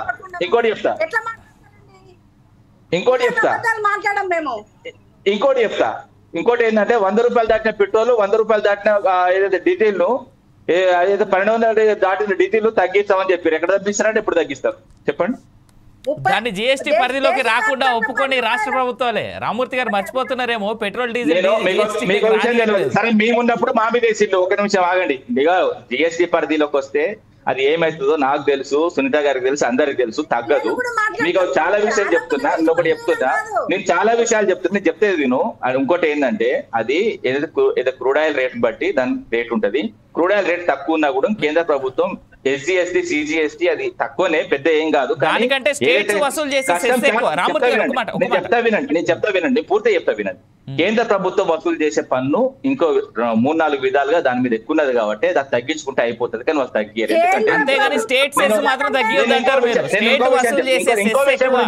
ఇంకో విషయం కూడా చెప్తా. నేను ఇంకో విషయం తెలుసుకొని మాట్లాడుగా. చాలా విషయాలు చెప్తా, నిజాలే చెప్తా కానీ అబద్ధాలు ఆడను. నేనేమంటున్నా అంటే మీలాగా అబద్ధాలు ఆడి మేము రాజ్యాధికారం రాము. ఎందుకంటే మేము చెప్పిందే చేసినాం, చెప్పని కూడా చేసినాం. ఇగో దళిత ముఖ్యమంత్రి కూడా అన్నారు, మేము ఎన్నికల సమయంలో అనలేదు. For your kind information. అవును, ఎలక్షన్ లో పోలేదు మేము. దళిత ముఖ్యమంత్రి అంటే మీకు తెలియకపోతే మీరు అప్పుడు మీరు ఉన్నారో లేరో నాకు తెలియట్లేదు. అవునండి, మస్తాన్ గారిని అడగండి. మీరే ప్రస్తావన తెచ్చారు కాబట్టి ఒకసారి మస్తాన్ గారి దగ్గరికి వెళ్దాం. ఒక్క నిమిషం రామూర్తి గారు నేను మీరు మాట్లాడే టైం ఇస్తా. ఒకసారి మస్తాన్ గారి దగ్గరికి వెళ్ళాక మనం వస్తారు, వద్దాం. మస్తాన్ గారు, సునీతారెడ్డి గారు ఒక్క నిమిషం. సునీతారెడ్డి గారు మస్తాన్ గారు నాకు తెలిసి సీనియర్ జర్నలిస్ట్ మీరు, అదే విధంగా సీనియర్ అనలిస్ట్ మీరు. ప్యానెల్ సభ్యులు ఒక్క నిమిషం ఒక్కసారి మీరు సైలెంట్ అయితే మస్తాన్ గారు మాట్లాడతారు. మస్తాన్ గారు సీనియర్ జర్నలిస్ట్ మీరు, అదేవిధంగా సీనియర్ పొలిటికల్ అనలిస్ట్ మీరు. కేసీఆర్ గారి మాట నాకు తెలిసి ఒకసారి రామూర్తి గారికి మళ్ళీ గుర్తు చేయాల్సినటువంటి సందర్భం ఏమో ఇది. కేసీఆర్ గారు తెలంగాణ రాగానే నేను ఫస్ట్ ముఖ్యమంత్రి దళితుడే అవుతాడు అనేటువంటి మాట ఎలక్షన్లు అప్పుడు ఇస్తేనే మాట, ఎలక్షన్లకు ముందు ఇచ్చింది మా మాట కాదు, అసలు మా మాట కట్టుబడి ఉండాల్సిన బాధ్యత లేదా అనే యాంగిల్ ఆయన మాట్లాడలేదు.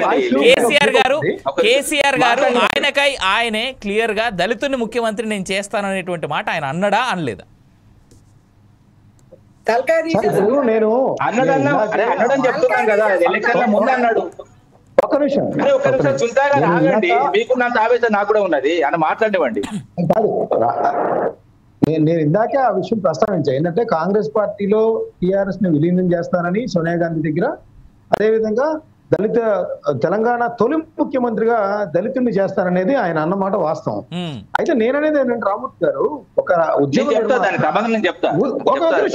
ఒక నిమిషం అదే ఉద్యమం ఒక గ్రామ స్థాయికి తీసుకెళ్లి తెలంగాణ ప్రజలకు సంబంధించి ప్రతి పౌరుణ్ణి ఆయన ఎంతో ఉవ్వెత్తున లేచే విధంగా, ప్రతి ఒక్కళ్ళు ఇంటి నుంచి వచ్చి పోరాటం చేసే విధంగా స్ఫూర్తినిచ్చినప్పుడు ఆయన చెప్పిన మాట కూడా నెరవేర్చాలనేది ప్రజానికం కోరుకుంటుందండి. ఎందుకంటే ఈ రోజు ఎస్సీ వర్గీకరణ కానీ, బీసీలకి సంబంధించి కానీ ఈ విధంగా చర్చ జరుగుతుంది. ఆ పార్టీలో కూడా ఇప్పుడు తీర్మాన్ మల్లన్ లాంటి వాళ్ళు ఆ విధంగా చేశారన్నా కూడా ఇదంతా ఎందుకు అంటే తెలంగాణలో ఇప్పటి వరకు వాళ్ళందరూ కూడా అంటే అగ్రవర్ణాలు వాళ్ళు పరిపాలించారు కాబట్టి ఆయన కూడా ఆ స్లోగన్ కూడా ఇచ్చింది. అందుకే దళిత ముఖ్యమంత్రిని చేస్తానంది కూడా కేసీఆర్ గారు ఎందుకన్నారంటే ఇప్పటి వరకు పరిపాలించిన వాళ్ళందరూ కూడా గ్రామ స్థాయి నుంచి ఇట్లా దళితులు కానీ రాజ్యాధికారం దక్కలేదు కాబట్టి నేను చేస్తానని ఇచ్చారు ఆయన. అంటే మీరు అన్నది కరెక్టే, ఎన్నికల మేనిఫెస్టోలో పెట్టలేదు.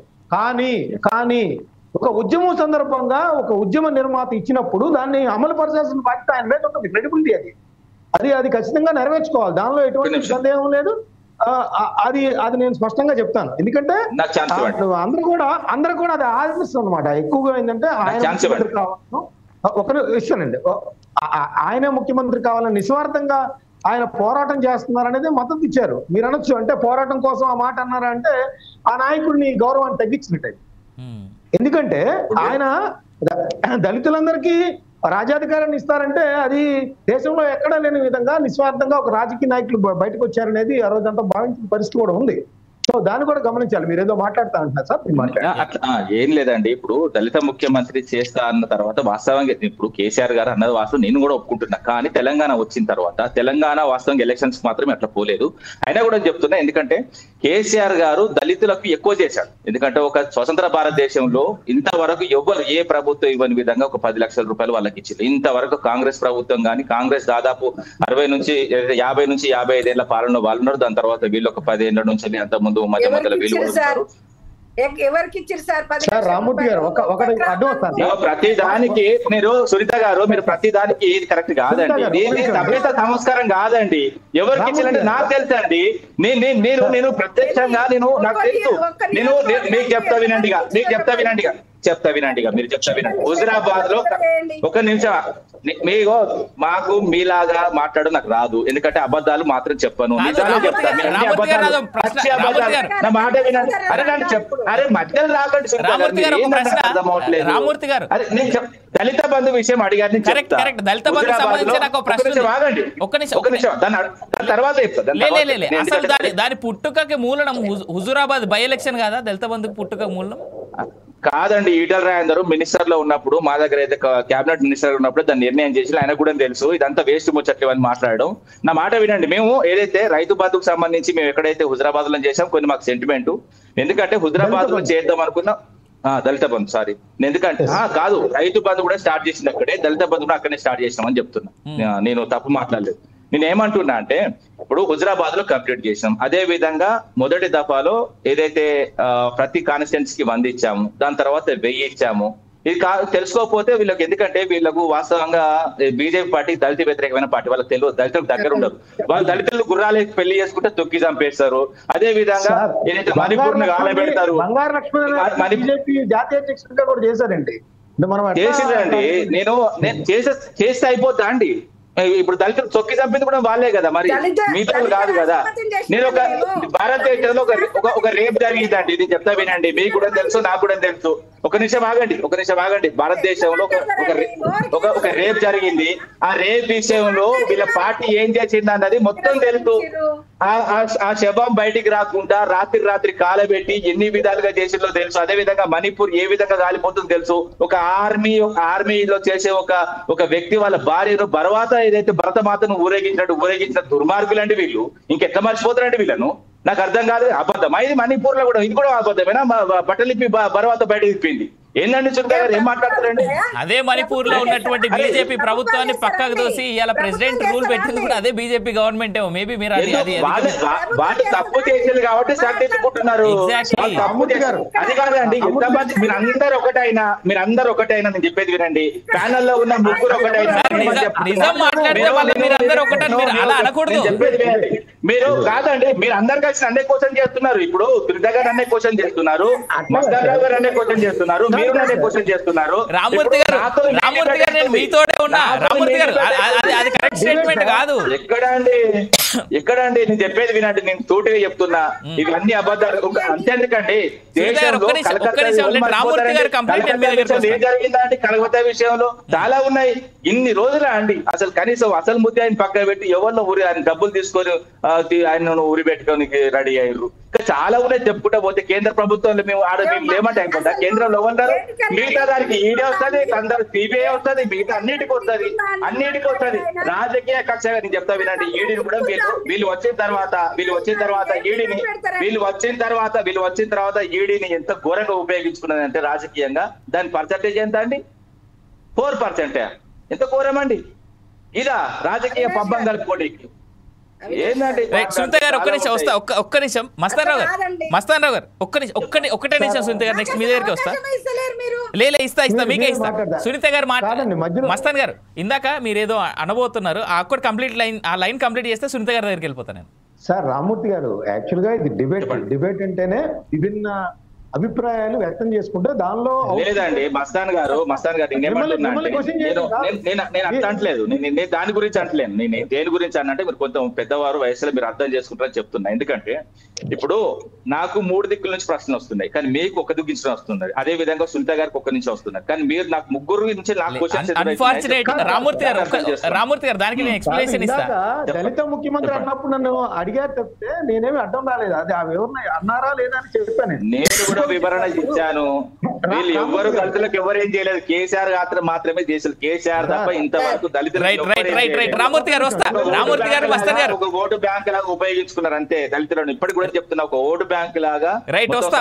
ఆ స్టేట్మెంట్ దగ్గరికి మళ్ళీ వద్దాం. మస్తాన్ గారు ఇప్పుడు అదే చెప్తున్నాను. ఇప్పుడు అన్ని పార్టీలు దళితులను మోసం చేస్తానే ఉన్నాయి రాజ్యాధికార విషయంలో. దానిలో ఎటువంటి ఇది లేదు. నేను దాన్ని యాక్సెప్ట్ చేయను. ఎందుకంటే ఇప్పుడు మీరు ఇందాక అన్నారు 10 లక్షల రూపాయలు ఇస్తే సరిపోతుందా? మరి అగ్రవర్ణాలుగా ముఖ్యమంత్రులుగా ఉన్నోళ్ళు కూడా ఎంతో కొంత ఏదో పథకం తీసుకుంటే సరిపోయింది కదా. వాళ్ళు ఈ రోజు బీసీలు ఎందుకు ఉద్యమం వచ్చింది? బీసీల నుంచి మా ముఖ్యమంత్రి కావాలని ఎందుకు ఉద్యమం వస్తుంది? వాళ్ళు నిరాదరణకు గురవుతున్నారు బడుగు బలైన వర్గాలు. అందుకని వాళ్ళ దగ్గర నుంచి వస్తా ఉంది. మమ్మల్ని అందరినీ ఓటు బ్యాంక్ గా ఉపయోగించుకున్నారు తప్పితే రాజ్యాధికారానికి దూరంగా చేస్తున్నారు అనేది వాళ్ళ యొక్క బాధ. నేను అనేది మీ గురించి మాట్లాడతలేదు. నాట్ ఓన్లీ కేసీఆర్, మొత్తం మీద కేసీఆర్ గారే కాదు అందరూ ఆ విధంగా చేస్తున్నాడు అనేది మాట్లాడుతున్నారు. రెండోది సార్, ఇప్పుడు రామూర్తి గారు ఒకటి వివరణ ఇస్తాను. ఇప్పుడు మనం మోడీ గారిని అంటా ఉన్నాం, నేను సపోర్ట్ కాదు. వాళ్ళ ప్రభుత్వాల్లో కూడా వైఫల్యాలు ఉన్నాయి. అనేక రాష్ట్రాల్లో ప్రజాస్వామ్యబద్ధంగా ఎన్నికైన ప్రభుత్వాల్ని కూలగొట్టడంలో కూడా వాళ్ళ పాత్ర ఉంది. అయితే ఈ రోజు మోడీ గారు 3వ అయ్యారండి. ప్రజలు యాక్సెప్ట్ చేస్తున్నారు. 300 మంది ఎంపీలను 300 మంది ఎంపీలను మార్చిలు వాళ్ళు 7 రాష్ట్రాలు పడగొట్టారు సార్. ఆయన ఆ పాయింట్ కూడా మెన్షన్ చేశారు. అట్లా చేసినా కూడా ఒప్పుకుంటున్నారు. మతతత్వ పార్టీగా పేరు పొందింది. అయినప్పటికీ కూడా ఈ రోజు మనం వాస్తవాన్ని అంగీకరించాలి. 21 రాష్ట్రాల్లో కేంద్ర పాలిత ప్రాంతాలు కానీ రాష్ట్రాలు అధికారం ఉంది సార్. 25లో ఉన్నారు కాదండి, మొత్తం 21. మొత్తం అంటే కోఎలిషన్ గవర్నమెంట్ తీసా నేను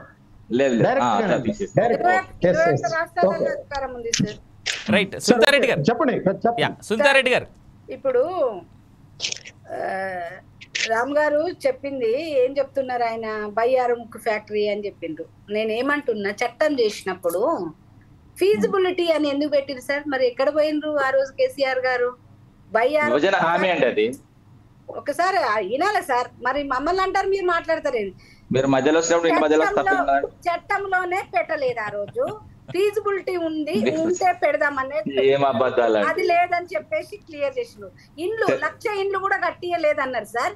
2,50,000 ఇండ్లకు శాంక్షన్ ఇచ్చి డబ్బులు ఇచ్చి మీకు ఇస్తే మీరు 10 ఏళ్లలో కూడా ఇల్లు కట్టలేదు సార్. పక్క రాష్ట్రము చంద్రబాబు నాయుడు ఒకటి ప్రధాన ఆవాస్ యోజన మన జగన్ గారి ప్రభుత్వంలో 20 లక్షల ఇండ్లకు పక్క రాష్ట్రం వాళ్ళు కట్టుకున్నారు. 2.5 ఇండ్లు కూడా కట్టక అక్కడ నిధులు మురుగబెట్టిండ్రు వీళ్ళు. ఇక పెట్రోల్ గురించి మాట్లాడారు సార్. పెట్రోల్ రేటుని 10 రూపాయలు కేంద్ర ప్రభుత్వం తగ్గించుకొని, కేంద్ర ప్రభుత్వం వెల్కమ్ చేసింది. అన్ని రాష్ట్రాలు కూడా మీరు కూడా ఒక 10 రూపాయలు తగ్గించుకోండి, ప్రజలకు కన్వీనియంట్ గా ఉంటది అని చెప్తే చాలా రాష్ట్రాలు తగ్గించుకున్నాయి. కానీ మన ముఖ్యమంత్రి తగ్గించుకోవాలి, నేను తగ్గించానని చెప్పిండు. ఇందులో ఏదైతే ఇప్పుడు ఉన్న పెట్రోల్ రేట్లలో వీళ్ళ 35 నుంచి 40% వీళ్ళ ట్యాక్స్లే ఉంటాయి సార్. స్టేట్వి కేంద్ర ప్రభుత్వం పోయే ట్యాక్స్లలో కూడా మళ్ళీ సగం వస్తాయి సార్ ఇక్కడికి. మళ్ళీ వీళ్ళు వచ్చే కేంద్ర ప్రభుత్వం మీద పడతారు. ఇంకొకటి సార్, దళితులకు మేము చాలా చేసినాం, 10 లక్షలు ఇచ్చినాం, నేను దళిత ముఖ్యమంత్రి అసలు అన్నే లేదు, అట్లా మేము ఎలక్షన్లకే పోలేదు అన్నారు. దళితులకు 3.5 ఎకరాలు ఇస్తానన్నారు, ఇచ్చిండ్రా సార్? దళిత బంధు ఎన్ని నియోజకవర్గాలలో ఎన్నెన్ని ఇచ్చిరో చెప్పమనండి సార్. ఎందుకు తిరగబడ్డారు వాళ్ళు? నేను చెప్పాను కదా ఆల్రెడీ. ఒక నిమిషం ఆగండి సునీత గారు, మీరు డీజిల్ గురించి మాట్లాడి నేను చెప్తా, అసలు విషయం చెప్తా. Custom duty ₹6.50, excise duty ₹21.48, central total taxes 27.93, అదే విధంగా స్టేట్ వ్యాట్ ₹13.50, అదే విధంగా టోటల్ ట్యాక్స్ వచ్చి ఏదైతే మీరు వసూలు చేసేది 41.48. ఇప్పుడు ఇది ఏందండి? ఇప్పుడు 13 ఒకసారి రామూర్తి గారు ఒకసారి మీరు చెప్పిన లిస్ట్ మళ్ళీ చెప్పరా రామూర్తి గారు? నేను మళ్ళీ కూడా చెప్తా, మళ్ళీ ఒక్కసారి చెప్పాలి రామూర్తి గారు. మీరు చెప్పిన లిస్ట్ మళ్ళీ ఒకసారి చెప్పండి. కస్టమ్ రాసుకోండి. Custom duty ₹6.50, excise duty 21. ఒక నిమిషం రాసుకోండి. 35 రూపీస్. ఒక నిమిషం ఆగమ్మా, ఒక్క నిమిషం ఆగండి అమ్మా, నేను చెప్పేది. ₹1 తగ్గలేదు సార్. సునీత గారు ఒక్క నిమిషం సునీత గారు ఒక్కటే నిమిషం రామూర్తి గారు చెప్పండి. వీళ్ళు ఆగితే నేను చెప్తా, ఎందుకంటే ఆగండి మనం చెప్పలేదు. రాసుకోండి. పెట్రోల్ మీద చెప్పేది. సునీత గారు ఒక్కటే నిమిషం. ఈ పెట్రోల్ గురించి సునీత గారు మీరు ఒక్కటే నిమిషం ఆగితే ఇక్కడే తెలిసిపోతుంది. సునీత గారు ఏ ప్రశ్న అడిగినా బీఆర్ఎస్ పార్టీ అబద్ధాల. రామూర్తి గారు మన రామూర్తి గారు లెక్కలతో సమాధానం చెప్పాలి. రామూర్తి గారు లెక్కలతో సమాధానం చెప్పాలి. రామూర్తి గారు ఇందాక ట్యాక్స్ లెక్కలు చెప్పాలి. మీరు రామూర్తి గారు ట్యాక్స్ లెక్కలు చెప్పండి ఒకసారి. సునీత గారు ఒక్కటే నిమిషం. సునీత గారు ఒక్కటే నిమిషం. Let him speak on petrol tax. ఒక్కసారి మీరు చెప్పండి. ఎక్సైజ్ డ్యూటీ ₹32.09 రాసుకోండి. ఎక్సైజ్ డ్యూటీ ఎవరికి వస్తుంది సార్? ఎవరికి వస్తుంది? మీకు తెలియకపోతే ఏంటిది? సెంట్రల్ అది, సెంట్రల్. అరే అయ్యో దేవుడా, మీరు పూర్తి చేయండి. అరే ఒక నిమిషం ఆగండి. స్టేట్ వ్యాట్ నేను చెప్తా విన్నా. SGST CGST ఉంటే మాట్లాడు, మొత్తం పూర్తిగా వినండి. మొత్తం కంప్లీట్ గా విన్న తర్వాత మాట్లాడండి. ఇప్పుడు ఏంటంటే మళ్ళీ వెనకకు పోతే మళ్ళీ ముందుకు రాదు. ఏమంటారు చెప్తా వినండి. కస్టమ్ డ్యూటీ చెప్పాను, అదే విధంగా ఎక్సైజ్ డ్యూటీ ₹21.48, అదే విధంగా సెంట్రల్ టోటల్ ట్యాక్స్ ఇది వేరు. మళ్ళా ఇది ఎంత అంటే ₹27.09. స్టేట్ వ్యాట్ ట్యాక్సెస్ పాపం, ఎందుకంటే అన్ని స్టేట్లు ₹13, కొన్ని స్టేట్లు తక్కువ వేసుకుంటేనే కొన్ని స్టేట్ ఎక్కువ, ₹13.50. ఇప్పుడు మొత్తం ఇండియా భారతదేశం వ్యాప్తంగా ఇప్పుడు బీజేపీ ప్రభుత్వాల కాడ కూడా ₹100 ఉన్నది. మొన్న నేను నార్త్ కు వేసిన, నేను ఏమంటున్నా అంటే మీకు అందరికి చెప్తా, ఎందుకంటే ఇప్పుడు మస్తాన్ రావు గారు కూడా చూసి, ఎందుకంటే నేను 3-4 స్టేట్లు దాటిన, కంప్లీట్ గా హైవే దాటి కిందికి పోయినా, ఎందుకంటే ప్రతి ఊర్లోకి పోయినా. ప్రతి ఊర్లో ఎట్లా ఎంత ఘోరమైన పరిస్థితులు అంటే మీరు చూస్తే కన్నీళ్లు పెడతారు. బహిర్స్నానం బహిర్దోటి ఇప్పటి వరకు ఉన్నది. వీళ్ళు చెప్తున్నారు అన్ని అబద్ధాలు. డబుల్ బెడ్రూమ్లు అంటారు, లేకపోతే ఇండ్లు అంటారు. అదే ఒక నిమిషం మేము కట్టించి ఒక నిమిషం ఆగండి, నా మాట వినండి. సునీత గారికి మధ్యలో వస్తే ఎవడు కూడా మాట్లాడలేడుగా. నేను చెప్తున్నా కదా, నేను ఏమంటున్నా అంటే బహిర్ స్థానం నడుస్తున్నా. అదే విధంగా వాళ్ళ ఇల్లును చూస్తే మీరు పరిచయం అవుతారు, స్కూల్ చూస్తే పరిచయం అవుతారు. వాళ్ళకి ఎమ్మెల్యే ఎంపీ అంటే తెలియదు, వాళ్ళకి ఓన్లీ సెంటిమెంట్. నువ్వు హిందూ అని వాళ్ళ మైండ్ లో మొత్తం నెట్టేసిళ్ళు. వాళ్ళు కంప్లీట్ గా దేని కొట్టేసినావు అంటే పువ్వు కొట్టేసినావు అంతే. వాళ్ళకి ఏం తెలియదు, వాళ్ళకి ఏం రాదు. ఓపెన్ చెప్తున్నా, వాళ్ళని అజ్ఞానానికి దించుతున్నారు, ఒక మతోన్మాదాన్ని తీసుకుపోతున్నారు. ఆ రాష్ట్రాలు చాలా ఘోరమైన వెనుక ఉన్నాయి. నేను చెప్తున్నా, వీళ్ళు పరిపాలించే 21 రాష్ట్రాల్లో మనం బోధం. దక్షిణ భారతదేశంలో ఉన్న మిగతా రాష్ట్రాల పరిస్థితి ఏంది, ఇది ఉత్తర భారతదేశంలో పరిస్థితి ఏంది, మనం అందరం పోదాం. ఒక్కవేళ నేను మాట్లాడి తప్పైతే నేను చెప్తున్నా, సునీత గారు కానీ మస్తాన్ గారు కానీ ఎట్లా చెప్తారు నీకు రెడీగా ఉన్నా. నేను ఏమంటున్నా, చాలా ఘోరమైన పరిస్థితులు అండి, మామూలు పరిస్థితులు కాదు. అది ఏదైతే గుజరాత్ మోడల్, ఆ మోడల్, యూపీ మోడల్, ఇవన్నీ మోడల్ కాదండి. అమ్మో దేవుడా, నేను భరించలేను. అది కళ్ళతో చూసిన, నేను కళ్ళతో చూసిన వాళ్ళ పేదరికాన్ని. నా కళ్ళకి నీళ్ళు వచ్చినాయి, మీకు రాకపోతే మీకు నేనేం చేయలేను. ఎందుకంటే ఘోరమైన పరిస్థితులు. తెలంగాణ ఏ విధంగా ఉన్నది, తమిళనాడు ఏ విధంగా ఉన్నది, కేరళ ఏ విధంగా ఉన్నది, అదే విధంగా కర్ణాటక ఏ విధంగా ఉన్నది నాకు తెలుసు. ఇవి వాస్తవంగా ఏది సౌత్ ఈస్ బెటర్. అదే విధంగా డెవలప్మెంట్ లో కూడా మంచి డెవలప్మెంట్ ఉన్నది. ప్రాంతీయ పార్టీలే ఎప్పటికైనా శ్రీరామ రక్ష. వీళ్ళు ఎన్నికలు ఉన్న కాడ ఒకలాగా, ఎన్నికలు లోన్ కాడ ఒకలాగా. వీళ్ళకు జాతీయ విధానం లేదండి, బీజేపీ కానీ కాంగ్రెస్ కానీ. ఎందుకంటే ఎలక్షన్ల కాడ వరాలు ఇస్తారు, ఎలక్షన్ అయిపోగానే మేము అధికారంలో ఓడిపోతే మేము అధికారంలో ఉన్నా లేకున్నా ఇవ్వాలి కదా. కేంద్రంలో మీరు ఉన్నారు, అదే విధంగా కాంగ్రెస్ పార్టీ రాష్ట్రంలో వచ్చింది. ఇప్పుడు వాళ్ళని ఇవ్వాలి, వీళ్ళని ఇవ్వాలి. నేను మాట చెప్తా రామూర్తి గారు time we're running out of time. నాకు జస్ట్ ఇంకా 2 minutes ఉంది క్లోజింగ్. అయితే నేను ఒక స్టేట్మెంట్ లో చెప్తా. అధికారంలో ఉన్న రాష్ట్రాలు కూడా అడగాల్సినటువంటి విధంగా అడిగితేనే, కేంద్ర ప్రభుత్వంలో ఉన్నటువంటి ఏ ప్రభుత్వమైనా అడగాల్సిన విధంగా అడిగితేనే కేంద్రం అనేటువంటిది సరైనటువంటి సాయం చేస్తుంది. రామూర్తి గారు ఒక మాట, ఒక్క నిమిషం. రామూర్తి గారు సునీత గారు కంప్లీట్. ఒక్క నిమిషం ఆగండి. మీకు చాలా సమయం ఇచ్చా రామూర్తి గారు. ఒక్క నిమిషం. లేదు నేనేమంటా సునీత గారు కంప్లీట్ చేశాక మీరు కంప్లీట్ చేయండి. రామ్మూర్తి గారు ఒకటే నిమిషం. సునీత గారు ప్లీజ్. లాస్ట్ మాట సునీత గారిని అడుగుతా. 8 మంది బీజేపీ లేదు ఎక్కువ మాట్లాడండి. నేను దాని తర్వాత మాట్లాడాను. 8 మంది బీజేపీ అభ్యర్థులు గెలిచిండు, 8 మంది కాంగ్రెస్ అభ్యర్థులు ఎంపీలు గెలిచిండు. అదే విధంగా ఒక ఎంఐఎం సంబంధించిన వ్యక్తికి మొత్తము 17 మంది ఎంపీలు.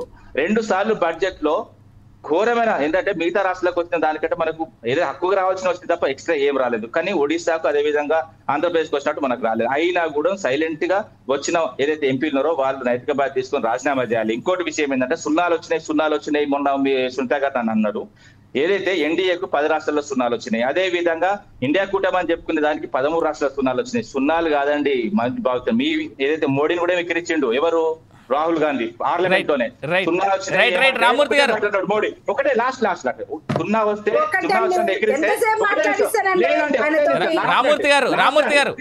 లాస్ట్ మాట మోడీ గారు చెప్పిందే చెప్తున్నాను. మోడీ గారు చెప్పింది చెప్తున్నాను. జీరో ఆయతో ఆయే హీరో కోన్ బనా అన్నాడు. ఒక నిమిషం ఆగండి వినండి.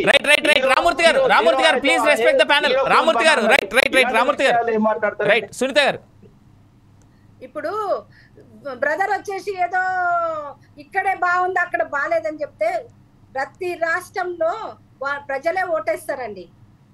బాత్రూమ్లు బాగాలేవు, అవి బాగాలేవు, ఆ బాత్రూమ్లకే మేము 60 ఏళ్ల తర్వాత మేము ఇప్పుడు డబ్బులు ఇస్తున్నామండి. తెలంగాణలో కూడా దాదాపు 12 లక్షల బాత్రూమ్లకు పైసలు ఇచ్చింది కేంద్ర ప్రభుత్వమే. మేము కట్టించలేదు. మేము రామూర్తి గారు వినాలి. రామూర్తి గారు వినాలి. ఇంటికి బాత్రూమ్ ఉన్నది 7 లక్షల కోట్ల రూపాయలు అక్కడ ఉన్నది. ఎవరిచ్చిండ్రు? బాత్రూమ్ నేను చూసిన మీరే ఇచ్చిండ్రు, మేము కట్టినాము. మీరు ఇచ్చిండ్రు మేము కట్టినాం. ఒప్పుకుంటున్నాం. మీరు ఇచ్చిండ్రు మేము కట్టినాం బాత్రూమ్. మేము కూడా డబ్బులు ఇచ్చినాం. మరి వాడు ఎందుకు లేదు? వాడు ఎందుకు జరగలేదు? మీ పరిపాలన అక్కడ ఎందుకు జరగలేదు? మీ రామూర్తి గారు డబల్ ఇంజిన్ సర్కార్లు ఎందుకు జరగలేదు అడుగుతున్నా. నేను రైట్ ఏందండి మీరు ఇచ్చిన అంటే ఎవరు చేస్తున్నారు? మేము ఇచ్చిన ట్యాక్స్ ఎంత, మాకు ఇచ్చేది మీరెంత? మేము రూపాయి ఇస్తే ముఖం మీద 5 పైసలు. రామూర్తి గారు సార్ మీరు మాట్లాడినంత సేపు వినాలి సార్. కొంచెం మీ వాయిస్ వచ్చినంత లౌడ్గా పాపం ఆవిడ వాయిస్ రావట్లేదు.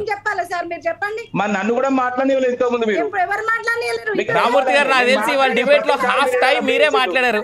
రైట్ ఇవాళ ఈ పూట పాల్గొనేందుకు సునీతారెడ్డి గారికి, మస్తాన్ గారికి, రామూర్తి గారికి ముగ్గురికి ధన్యవాదాలు. అయితే ఫైనల్ గా ఒక మాట నేను చెప్తా ఉన్నా.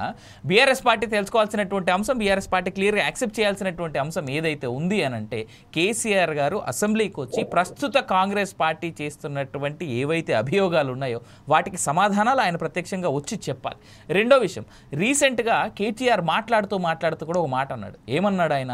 నన్ను పిలుస్తారు ఎంక్వైరీకి, పిలిచి అరెస్ట్ చేస్తారేమో, లేదా నన్ను 2 రోజులు వీళ్ళు అరెస్ట్ చేసి లేదా బంధించేటువంటి ఆస్కారం కూడా ఉంది లీగల్గా అనేటువంటి మాట కేటీఆర్ అన్నాడు.